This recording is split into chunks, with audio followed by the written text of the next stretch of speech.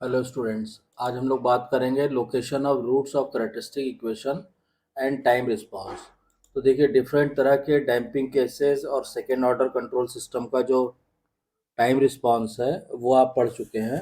आज हम लोग इसको एनालिसिस करेंगे कि लोकेशन ऑफ रूट्स की क्या इक्वेशन होगी और उसके करस्पॉन्डिंग हमें क्या टाइम रिस्पांस मिलेगा। तो today we will write location of roots of characteristic equation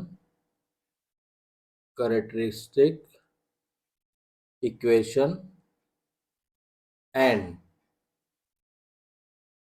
time response। आज हम लोग इसको डिस्कस करेंगे। देखिए, इसका पहले अगर जब आप ग्राफ प्लॉट करेंगे तो उसको सबसे पहले आप प्लॉट कीजिए, उसके बाद जो है आप रूट्स के हिसाब से उनके रिस्पांस को अलग अलग डिस्क्राइब कर सकते हैं। तो मान लीजिए ये एक्स एक्सिस और वाई एक्सिस हमने ड्रॉ किया। सपोज कीजिए ये हो गया। ठीक, अब इसमें क्या किया हमने, ये हो गया हमारा पॉइंट वन। ठीक है, अब सपोज कीजिए इसको हमने ड्रॉ किया, मान लीजिए इस तरह, ये है हमारा, this is the point zeta is equal to one. Sorry. ठीक है, अब इसमें हमने क्या किया कि मान लीजिए यहाँ पे इस समय रूट्स है हमारा। ठीक है, तो ये तो हो जाएगा, ये हो जाएगा क्या, ओमेगा एन।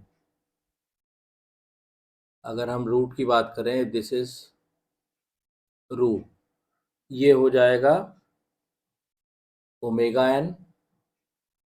इस पे करस्पॉन्डिंग परपेंडिकुलर आप ड्रॉप करेंगे, ऐसे और ऐसे। ठीक, ये हो गया omega D is equal to, जो हम लोगों ने अभी जब एनालिसिस किया था मैथमेटिकली, तो omega N under root one minus zeta square, ये हो गया ओमेगा डी।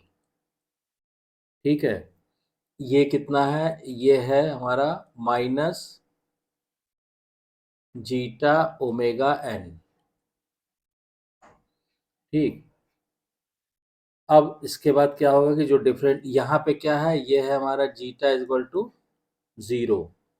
ठीक, ये zeta is equal to one. अब इसके बाद जो डिफरेंट केसेस हम लोग ऑलरेडी डिस्कस कर चुके हैं, undamped, under damped, critically damped और ओवर डैम्प्ड, उसकी अगर हम लोग स्थिति देखेंगे तो देखिए zeta is equal to zero पे, यहाँ पे हमें मालूम है कि क्या स्थिति होती है zeta is equal to zero पे, ये अनडैम्प्ड केस है। तो इसका अगर हम यहाँ पे वेवफॉर्म बनाएंगे तो सपोज कीजिए ये हमने बनाया, ये इस तरह, और एमडेंड केस में क्या होगा, आपको इस तरह मिलेगा। ठीक, ये सी टी हो गया, ये ज़ीरो हो गया, ये टाइम टी हो गया।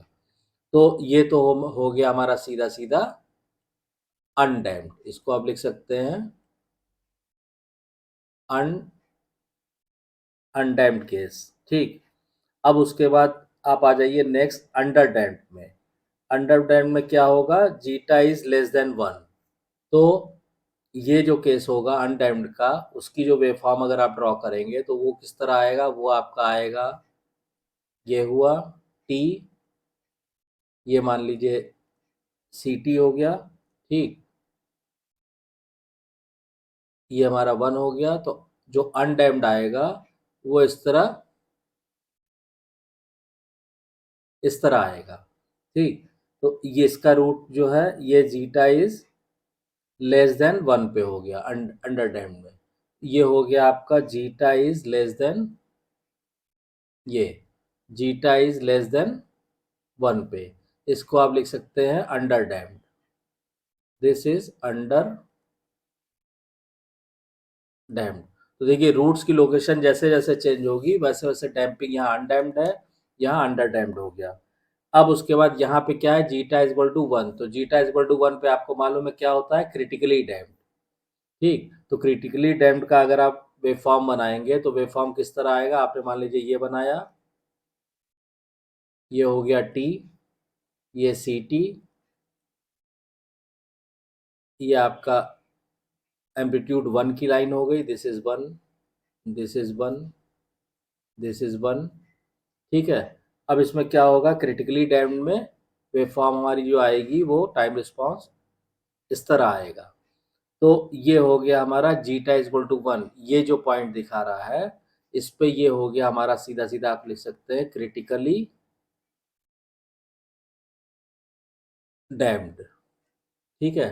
तो आप देख रहे हैं जैसे जैसे रूट की लोकेशन चेंज हो रही है, जीटा इक्वल टू 0 पे इतना है, लेस देन 1 पे अंडर डैम्प्ड हो गया, जीटा इज इक्वल टू 1 पे क्रिटिकली डैम्प्ड आ गया।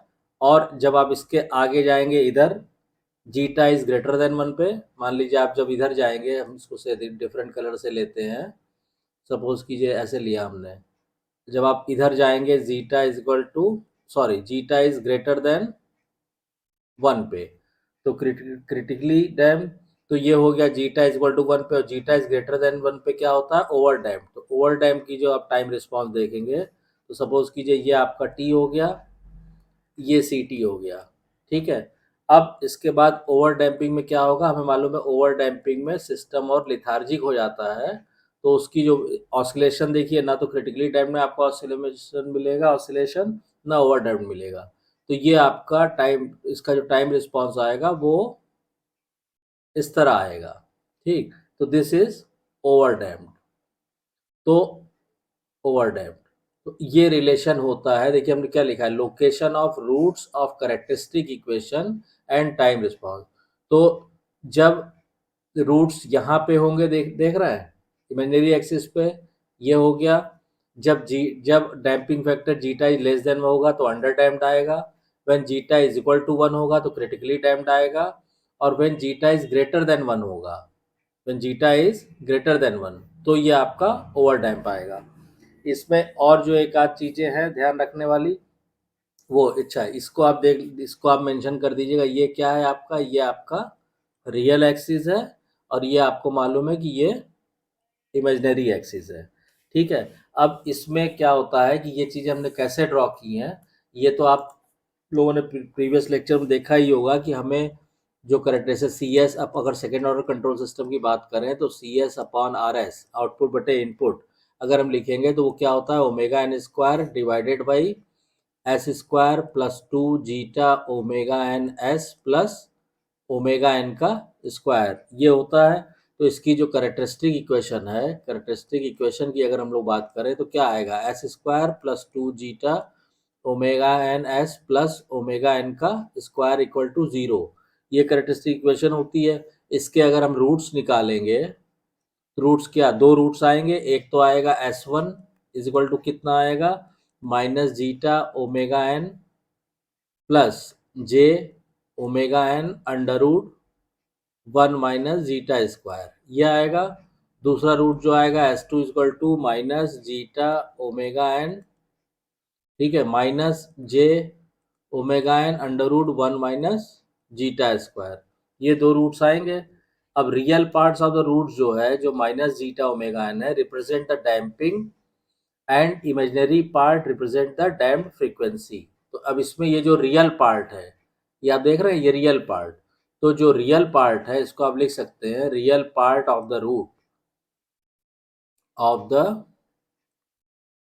रूट्स क्या है, माइनस जीटा ओमेगा एन। ये क्या शो करता है, ये शो करता है डैम्पिंग, दिस शोज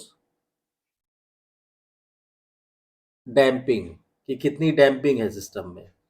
और जो इमेजिनरी पार्ट है, यानी इमेजिनरी पार्ट क्या है, यहाँ आप लिख सकते हैं imaginary part of the roots, ये क्या है, omega N under root 1 minus zeta square. ठीक है। ये क्या शो करता है, ये शो करता है damped frequency, it indicates damped frequency. तो रूट्स अगर आपको पता है तो आप डैम्पिंग फैक्टर और डैम्प्ड फ्रीक्वेंसी के बारे में भी पता कर सकते हैं। अब जो फिगर हमने ड्रॉ की है पिछले पेज पे, उससे देखिए दो तीन चीजें निकल के आती हैं, इसके रूट्स के बारे में कि रूट्स की क्या लोकेशन है। ठीक है। और उसके बारे में, जब रूट्स के बारे में हम जान जाएंगे तो सिस्टम के बारे में भी हमें काफ़ी कुछ पता चल जाएगा। अब फिगर से देखिए एक चीज क्लियर है। पहला पॉइंट क्या है कि omega n is the distance of root from origin. Omega n क्या है? Omega n is the distance of root, अभी मैं आपको फिगर में भी बता दूंगा, इसको आप नोट कर लीजिए, फ्रॉम ओरिजिन, पहली चीज। सेकंड क्या है कि कॉस थीटा क्या है? Cos theta is equal to है जीटा ओमेगा एन बटे ओमेगा एन। इसका मतलब यानी ये क्या है? ये है डैम्पिंग फैक्टर जीटा, या इसको आप ये भी लिख सकते हैं कि theta is equal to cos inverse zeta. इसका मतलब क्या हुआ कि when the roots are in the left half of s plane, तो ये तब होगा जब when the roots are in the left half of s plane, ठीक है। और जो थर्ड पॉइंट है इसमें वो ये है कि omega D is the imaginary part of the root and is known as damped frequency और कंडीशनल फ्रीक्वेंसी। तो जो ओमेगा डी है, omega d equal to omega N under root one minus zeta square, ये क्या है? ये imaginary part है root का। और ये क्या बताता है? ये बताता है कि डैम्प्ड फ्रीक्वेंसी बताता है, डैम्प्ड फ्रीक्वेंसी, या इसको आप कह सकते हैं कंडीशनल फ्रीक्वेंसी, कंडीशनल फ्रीक्वेंसी। तो ये तीन चीजें अगर रूट्स हमको पता है तो हम निकाल सकते हैं सिस्टम के बारे में। तो देखिए इसको मैं ये यहाँ पे फिगर से भी आपको बता दे रहा हूँ। से सपोज कीजिए हम इसको इस कलर से बताते हैं ताकि आपको क्लियर रहे, ठीक है। ये मान लीजिए हो गया आपका, ठीक। पहला पॉइंट क्या करा? Omega n is the distance of root from origin. तो ये देखिए हमने ओमेगा एन दिखाया हुआ है, ये ओरिजिन है। ओरिजिन से जो रूट, जहां पे भी रूट है उसका जो डिस्टेंस है, ये डिस्टेंस, ये ओमेगा एन है। सेकेंड पार्ट क्या कह रहा है? Cos theta. अगर आप कॉस थीटा यहाँ पे निकालेंगे तो कॉस थीटा क्या आएगा? Zeta omega n upon omega N, ठीक। इसका मतलब कॉस थीटा क्या हो गया? ये आपका रूट्स अगर लेफ्ट हाफ प्लेन में है तो थीटा निकल आएगा।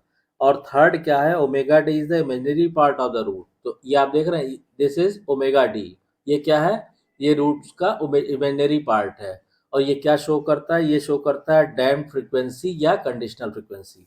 तो इसका मतलब कि इससे ये रिजल्टेंट निकल आता है कि अगर कैरेक्टरिस्टिक इक्वेशन के रूट्स हम निकाल लें, कैरेक्टरिस्टिक इक्वेशन के रूट हम कैलकुलेट कर लें, तो सिस्टम के नेचर के बारे में, सिस्टम के बिहेवियर के बारे में हम काफ़ी चीज़ें प्रेडिक्ट कर सकते हैं।